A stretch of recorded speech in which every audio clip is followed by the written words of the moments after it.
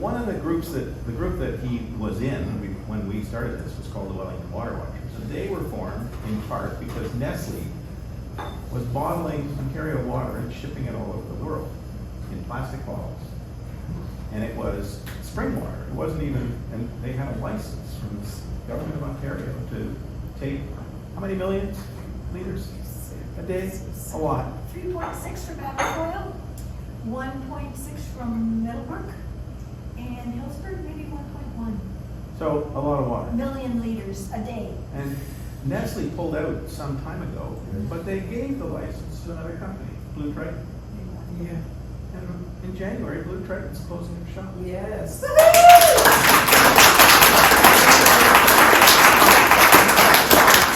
So congratulations to Mike and to all those who were involved, because it wasn't a done deal.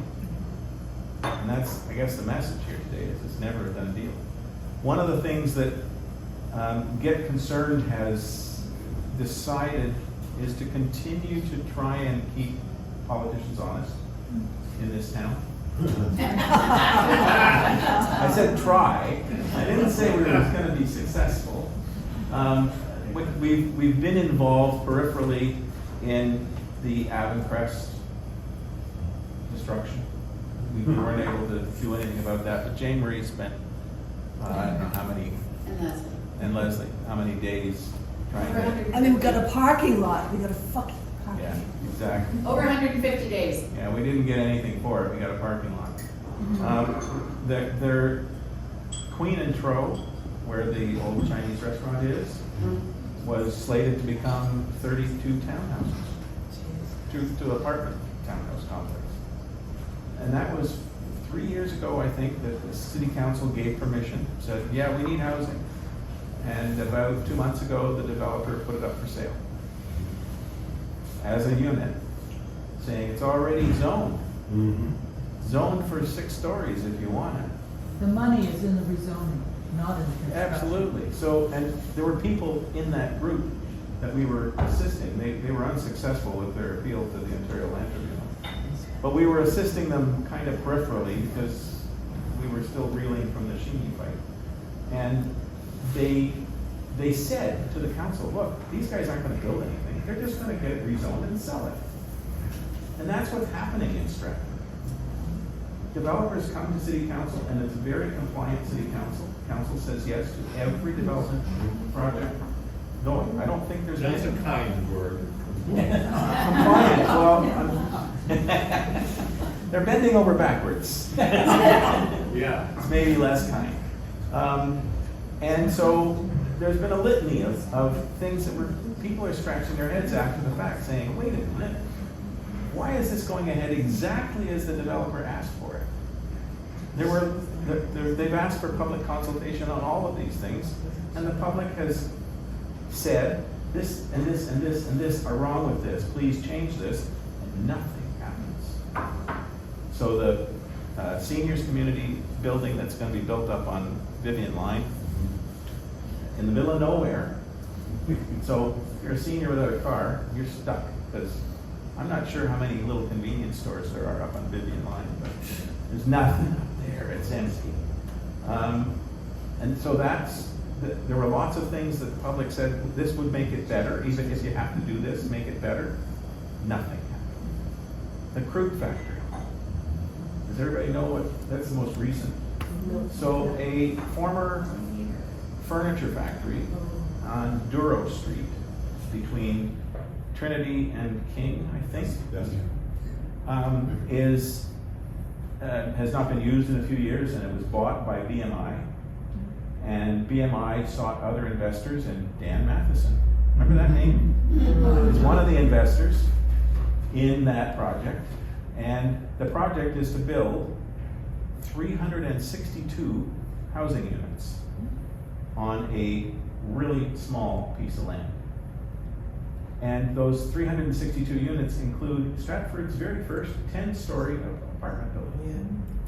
There isn't anything over 6 stories in Stratford, and here we get 10. And council, without batting an eyelash, just said, sure. Yes, sir, 3 bags full. Do you want more? Now, I have information that I'm gonna pass on to this group. I've not passed on, oh, there's press in the room. Well, okay. I know that it's been appealed to the Ontario Land Tribunal by CN. Yes. And that's, we'll see if that goes anywhere. CN owns the rail yard right behind it. And has said, you shouldn't be putting housing next to a rail yard. Oh, wow. Yes, there's stuff already existing, but why are you putting 362 more families through the torture of living next to a rail yard? Without building a wall, without building a sound barrier, without any of the things that would go, if this was in a big city, there would be all kinds of stuff. But, so CN has appealed, we'll see what happens. And there is more on Monday's council agenda.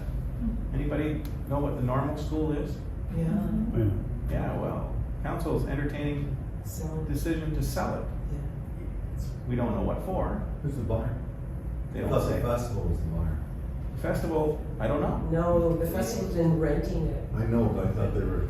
They may want to buy it. I don't That know. would be good if the festival. But if the festival buys it, it's better. Perfect. Yeah. They did say in the report that they didn't intend to change its heritage status.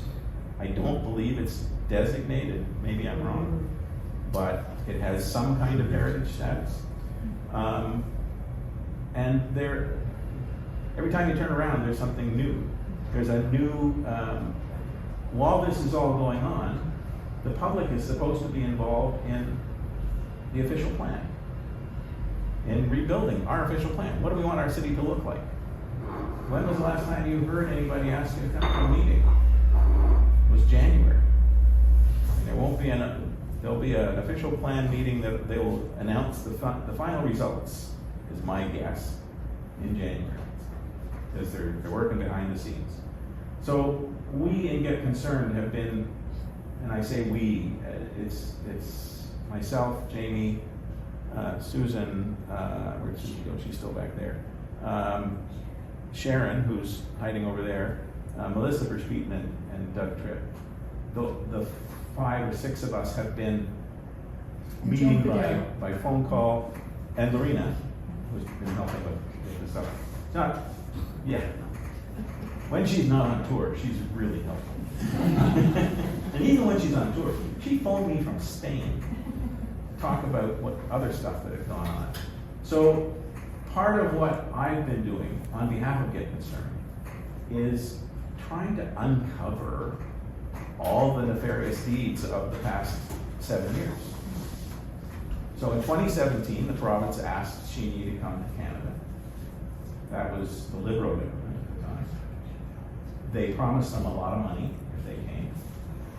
They promised them $24 million to set up shop here. And the Ford government, when they took over, upped that promise to $33 million.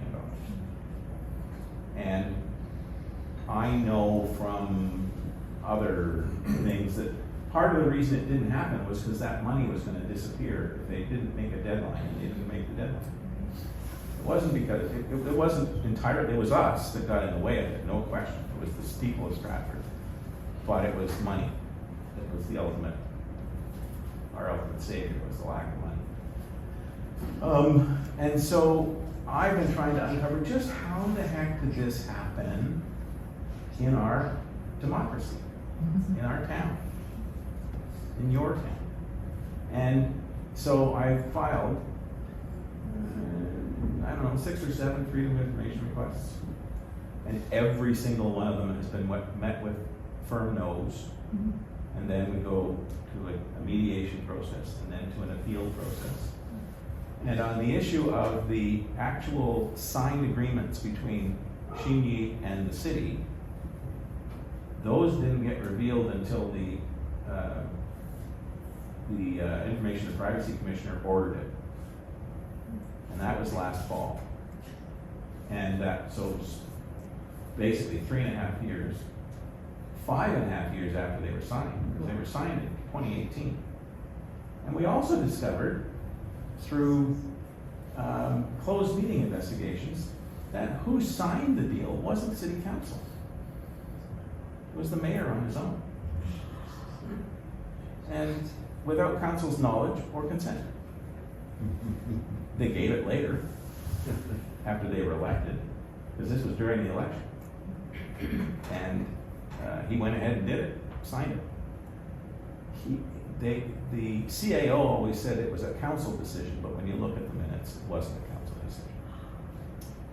The CAO also said that when questioned about how it was that the mayor could ask the province for an MZO without telling council, she said in an email to Dan Crager, who's here, that the mayor has special powers as head of council, which is not true, but that's what they believe. And so one of the things I've been doing is just poking the bear, try and see how much stuff I can dig up. And I've dug up an awful lot of stuff. When the annexation took place, and Lorena was talking about that annexation meeting, they swore it had nothing to do with the glass factory. But prior to that meeting, they had signed the second, more comprehensive deal with Xinyi, in which they promised to annex the land. So before the meeting at which they said, no, this is just because we're short of land here in Stratford, they had promised that they would annex it. And they don't think, there are still people on that council who don't think there was anything wrong with doing that. So, and in the city generally, don't think there was anything wrong. We've also, as a result of those closed meeting investigations, got to see the minutes of the meetings that were illegally closed, except that the city is holding back on some minutes, and so I'm having to appeal those decisions, and it's taking forever. One of the things we did as well was, anybody remember the name Chris Pigeon? Some people were on his Zoom calls, right? Yeah. Well, he was Xinyi's planner. And he was the guy that was charged by Xinyi to get the thing built. Turns out he also had a contract with Stratford on the same topic at the same time. And there's a rule in the world of official planners, that you're not supposed to work both sides against the middle. But he was. And we caught him. Thank you, Doug Tripp. I wish he was here. Because Doug Tripp was the one who said to me, well, you can always complain to the Professional Planners Association of Ontario. So I didn't know how to do this. I did it. They wrote back and said, well, you need to actually name the clause in our Constitution that he violated. So I went through and found 2 places that he violated, filed a complaint. 3 years later, they disciplined him. First time anybody had been disciplined in that organization in a very long time. It may have been the first time ever, but they have made an agreement with him to keep his name out of the press. So if you look at the Professional Planners Institute's statement, end of year statement about what they did, they'll say they disciplined somebody, but they won't tell you who. Now there was a very clever reporter for the Beacon Herald. I forgot who it was. I think it was Galen, who I phoned and said, by the way, this guy's been disciplined. And he said, well, is there anything in writing? I said, no, it was all verbal at the hearing. They're going to do written reasons later, but I know he got disciplined. Well, I need confirmation of that. I don't know where you get it, because they're going to keep his name secret. So I told them the name of Pigeon's lawyer, who comes from the same firm as the Stratford law firm. And Pigeon's lawyer, he phoned him and said, so, will you be appealing the decision? No, we're not going to appeal. Thus confirming. It was very sneaky. And I had other press phone me and say, oh, I wish I'd done that. So we have very clever press in this town. Anyway, so I still have not seen what work he did for the city, because the city claims there is no contract. Or they couldn't find the contract, put it that way. Now, I've since heard from one of the counselors who was on council at the time that the former CAO, Rob Horn, apparently got in trouble for deleting all his emails. So that may have been where the contract was. Anyway. So what they sent me was the invoices. Because you guys paid $25,000 to this company to do the same work he was doing for Xinyi. And when I asked to see the details of the work he did, I was told I was being vexatious. And that it was frivolous to ask these questions. And they have denied me my freedom of information request on the basis that I am being frivolous and vexatious. Now those are interesting words. Those words are now part of Stratford's public discipline policy. That if you are frivolous and vexatious, they can ban you from City Hall. So that's where all of this is leading. I keep doing all this stuff, and when I find them having done something that they shouldn't have, what's their response? You get to be frivolous. To ban me from City Hall. I get to be expendable. That's right. And You're so, respectless. what? You're respectless. I'm respectless, yes. I don't have glasses anymore because I got my eyes done. So, not spectacleless. Anyway, But you have vision. so we're still fighting that whole thing about being able to ban people because it's against Canada's Constitution. Very clearly. But they went ahead with it anyway. And they went ahead with an amendment to it that took councillors out of that policy. So they can't be banned. They can't be disciplined for stuff that they do to members of the public. And Sharon is aware of what happens when councillors badmouth individual members of the public in public.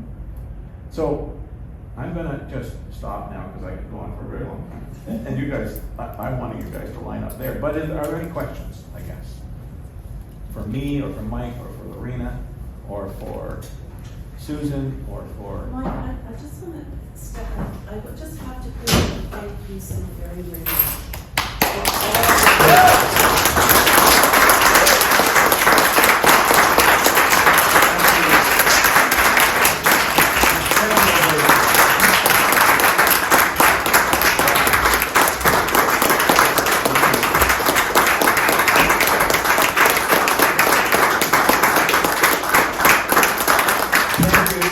Thank you, Lorena.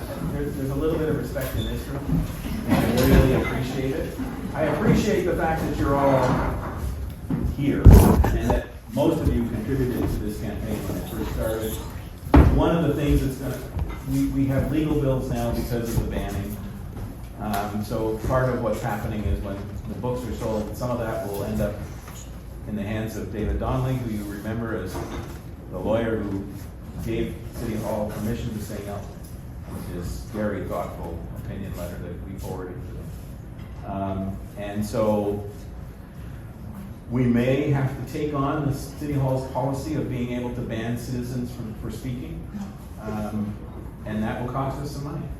So we'll be in touch over the next little while. David Donnelly, while he does want his bill paid, is not pounding on anybody's door. So we're working on that. But anything you can contribute by way of buying books would be really helpful, and I really appreciate it. And thank you. Thank you. And the $20 bill headed over. So if there's no questions, then talk it up amongst yourselves and go buy books. No question. Oh, I do want to say that as a result of this experience, we've had communications from every other group that needs help organizing against politicians. Mr. Bob's here is from the Wilmot groups who are fighting their city hall. We heard from a group in Bracebridge, Ontario, who are fighting against a Chinese language school that was going to be built in such a way as to disturb wetlands. And their town council had just given them permission. The group there, not all with our help, but with some of our help, organized and raised over $1 million to get the wetlands declared officially wetlands so that they couldn't be built on. And they're the first community in Ontario to have done that, independent of the conservation authorities who no longer have the right to do that. The sport took that away from them. We've heard from people in, outside of Leamington, Colchester, Ontario, who are fighting City Hall there. We heard from people when there was a MZO in Cambridge to build on quiet little set of wetlands there. We heard from people in Sebringville just this year because a developer had decided, Sebringville has maybe 500 residents, 500 residences, and about 2,000 people in it. They were gonna build 500 more on one piece of land, right in the center of Sebringville. And those people are on wells. And they're all on wells, and who knows how that was gonna work. But they, in Sebringville, adopted our name and became Get Concerned Perth County. Great.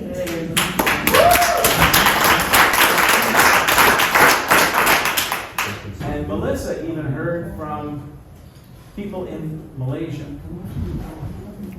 because Xinyi had bought an island for its sand. Yes. And they were kicking off the indigenous residents of that island and giving them homes on the mainland so they could have the entire island. So disgusting.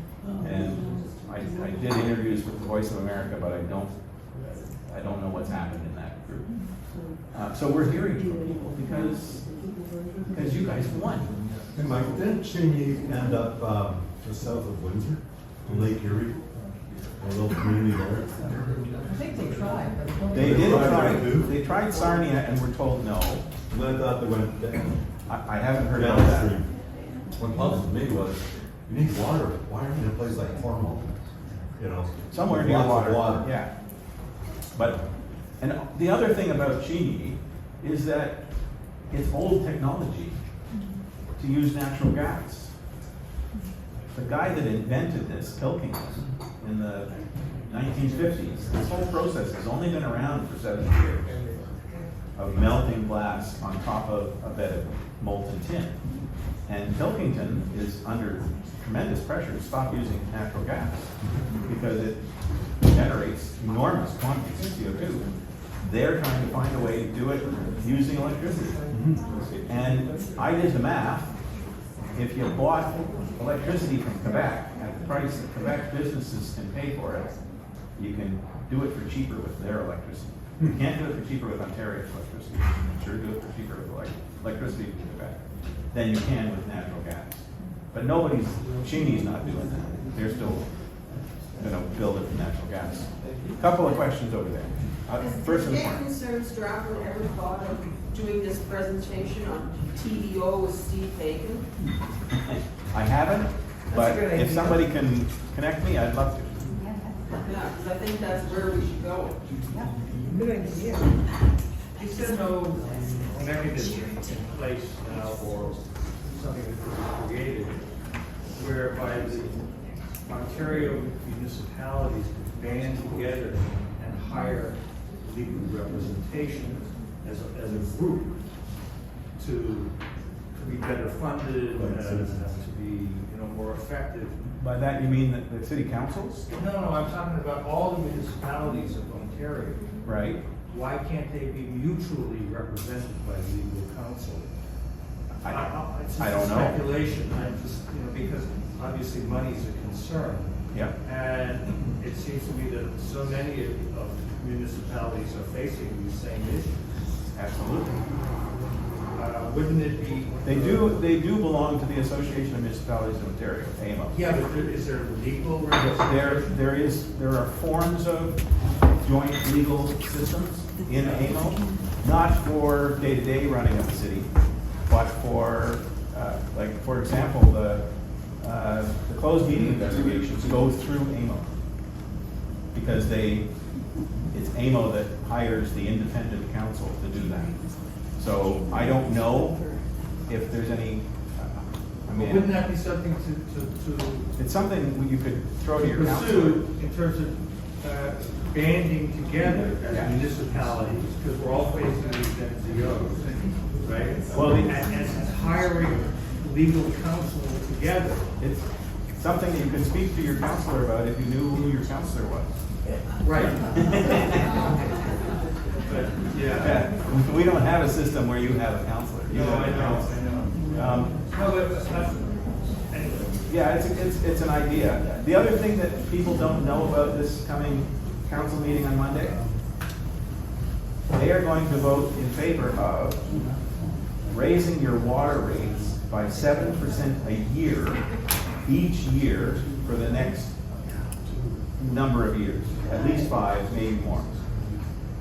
Does anybody care about whether their water prices are gonna go up 28% in the next 5 years? How can they do that? How can they do that? Because they can. They asked somebody to write a report, and the report came back saying, if you want to break even on water, you should charge this much. And 2% a year increase to the, in addition to the 2% increase to the wastewater charges. So that's coming soon to a tax bill, or not to, it's your hydro bill that you get to pay the water on, to a hydro bill near you. And has the press even raised that issue? No. So I'm telling you now, I read the report, and I bet my bottom dollar they're just gonna vote for it on Monday, quietly. Doesn't the city council have to tell people what's on the agenda? Yeah, Friday, they publish the agenda at noon on Friday, meetings on Monday. I listened to CBC in London, and I hear the council voting something down every so often, or there was a substantial minority that voted against something. Has our council ever voted anything down, ever? Yes. Back when they were putting together the Cooper site team, there was a proposal, I think from the mayor, that they just hand the chairpersonship to Dan Mattis. And it was turned down by 2 votes of council. And the council then said, no, there's got to be a selection process. If there's going to be a chair, there's got to be a selection process, and there has to be criteria, and we have to have anybody that wants to can apply. So they went through that over the course of the next couple of months, and guess who's the chair of Yep. by unanimous vote of council. Well, was it unanimous or did Cody vote against? Cody probably. Yeah. Anyway, so yeah, our council does turn things down from time to time, but I haven't seen very many. Anyway, any other questions? Apparently not. Thank you very, very much for coming.